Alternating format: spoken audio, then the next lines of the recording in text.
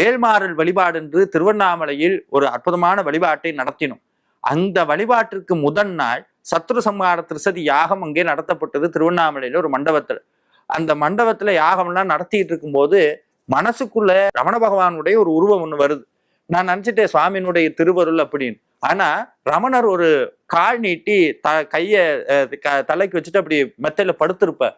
அந்த உருவம் அப்படியே அந்த ஹோமம் நடக்கிற பக்கத்துல அந்த உருவம் எனக்கு தெரியுது, அப்படியே தெரியுது. ஒருவேளை என்னுடைய கற்பனையா இருக்கலாம், இல்ல நான் பார்த்த இதா இருக்கலாம். ஆனா நான் நினைச்சுக்கிட்டேன் என்னன்னா, சுவாமியினுடைய திருவுருவம் கண்ணில் வர்றது பெரிய புண்ணியம், நமக்கு வேற ஏதாவது சிந்தனை வராம உருவம் வருதே அப்படின்னு. ஆனா ஒரு பிசிக்கலா உட்கார்ந்தா என்ன உணர்வு வருமோ அதே உணர்வு வந்தது. எல்லாம் திருவருள் அப்படின்னு எல்லாம் முடிச்சுட்டு அன்னைக்கு நைட்டே நானும் என்னுடைய மனைவியும் ரமண பகவானுடைய ஆசிரமத்துக்கு போறோம். அந்த ரமண பகவானுடைய ஆசிரமத்துல ஒரு தனி சிறப்பு என்னன்னா, அருணாச்சலேஸ்வரர் கோயிலுக்குள்ள போனீங்கன்னா இன்னைக்கு இவ்வளவு கூட்டம்